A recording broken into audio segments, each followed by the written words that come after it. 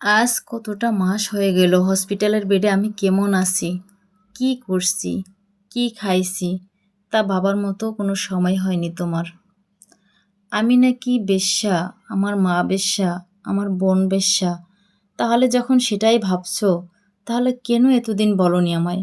কেন আমাকে ধোঁকা দিলে? কেন আমার সাথে ভালোবাসার ছলনা করলে? আমি জানতাম তুমি আমার পরিবারকে মানতে পারোনি, তবে আমাকে যে মানতে পারোনি তা আমি এতদিনে বুঝতে পারিনি। বাহ, আমার নাকি ক্যান্সার হয়েছে, আমি বাঁচব না, তার জন্যই আমার সাথে এমন করলে? রুমে বসে অপারেশন করার সময় আমাকে জড়িয়ে একটু শেষ আদরটুকুও করোনি। আমি কোনোদিনই এই স্মৃতিগুলো ভুলবো না। আসলে কি জানো, বউ রেখে পরকীয়ায় জড়ালে যে মানুষ এমন হয়ে যায় সেটা তোমাকে না দেখলে কখনোই বুঝতে পারতাম না। আজ যে ব্যবহারটা পেলাম সেটা কখনো আশা করিনি তোমার কাছ থেকে। আমার ক্যান্সার হবে, আমার জুতার বাড়ি খেয়ে মারা যেতে হবে।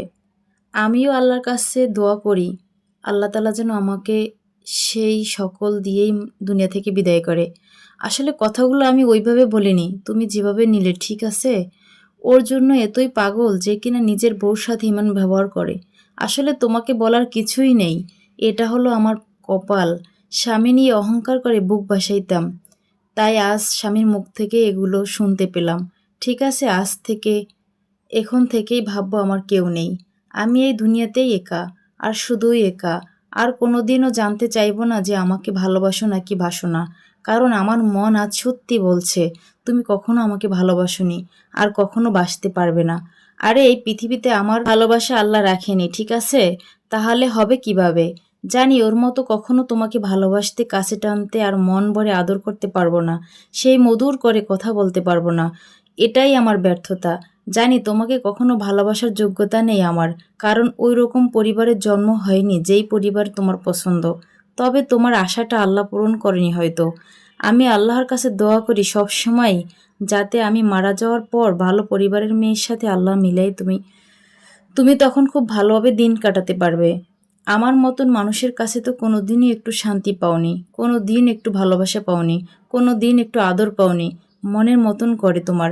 সত্যি আমি তোমাকে কখনো তোমার মনের মতন সুখ দিতে পারিনি, কারণ আমি অমানুষ বলে। যার অবহেলায় তুমি বদলে গেলে, একদিন সেই এসে বলবে তুমি অনেক বদলে গেছো। আসলে কি জানো, আমি তোমাকে অনেক বেশি ভালোবাসতাম, আমার জীবনের থেকেও বেশি ভালোবাসতাম, এমনকি আমার সন্তানের থেকেও বেশি ভালোবাসতাম। তবে তুমি বুঝলে না, বরাবরই আমাকে অবহেলা করে গেলে। তাই মন থেকে দোয়া করো যাতে আমাকে তাড়াতাড়ি বড় ধরনের রোগ, মানে তুমি স্বামী হিসাবে অভিশাপ দিছো যেটা মন থেকে, সেটাই যাতে হয়। তোমার সামনে থেকে বিদায় নিতে পারি হাসতে হাসতে, ঠিক আছে? এটাই আমার পাওনা, বাকি আছে আর কিছুই নেই। ঝাড়ুর বাড়ি, জুতার বাড়ি সব কিছুই শেষ। ভালো থেকো, সুস্থ থাকো, আর মনের মতন মানুষ যাতে পাও আমি এই দোয়া করি মন থেকে সবসময়। বাই। এটা এক আপুর জীবনে ঘটে যাওয়া সত্য কাহিনী। যদি ভিডিওটি ভালো লেগে থাকে তাহলে শেয়ার করে দিবেন।